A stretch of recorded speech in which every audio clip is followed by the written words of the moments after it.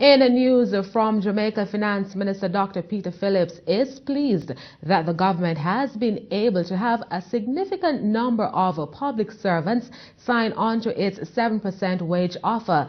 Dr. Phillips says the 2015-2017 round of public sector consultations is almost completed. More in this report from Peter Gay Combs. Senior and junior nurses, check. Teachers, check. Librarians, check. And the most recent public sector group to accept the Jamaican government's 7% wage offer, rank and file police officers, check. The Police Federation signed the heads of agreement for the 2015-2017 contract period on Tuesday. Finance Minister Dr. Peter Phillips says the wage negotiation process with the public sector unions and workers is 95% completed. This negotiation brings the total coverage of all the signings with public sector unions and workers up to approximately 95% of the total public sector. So you can say we have almost finished now with this. The round of negotiations for the 2015-2017 contract period. We are at a point in this and in other agreements where the basic 4 and 3 number, that is to say 4% in the first year, 3% year 2, has been observed. Dr. Phillips admits that the wheeling and dealings with public sector unions have been tough. He says workers demanded more than the 7% offer placed on the table by the government. However, he explains that the Portia Simpson Miller administration had to temper demands in line with ongoing economic reform.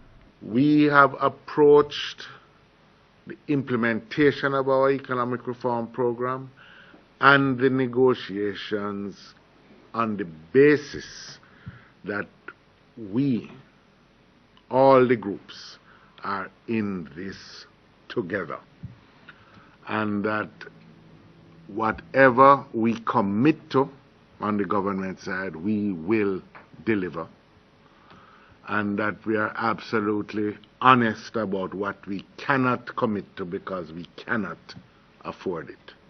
The government's point man in the wage negotiations, Horace Daly, who was reassigned to the Health Ministry on Monday, said the consultations with the Police Federation were fierce but respectful.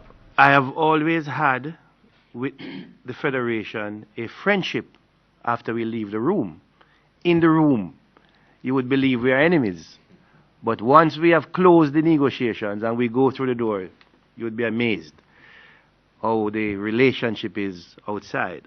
Under the deal, police officers will pocket 4% in the first year and 3% in year 2. As part of the agreement, the lawmen will be granted housing allowances, especially those in the lower ranks. The lower ranks get a greater rate of increase in the housing allowance that was paid, and we also made provisions for the identification of lands that can be used to develop housing by the Federation for their members, and that the government would use its good offices to identify these lands. President of the Police Federation, Sergeant Raymond Wilson, argues that the discussion with the government will continue on the items officers didn't receive in their 54-point claim. We have developed what is called, which is not yet concluded, a competency-based type approach in terms of how competencies are seen in the organization in terms of number one priority. And we were hoping that in respect of that, there would be, a few new benefits, especially to some of the areas that were recently established in the force. We weren't able to get that. Air traffic controllers and medical doctors are among those who are yet to sign the government's 7% wage offer. Peter Gay Combs for CEEN Caribbean News.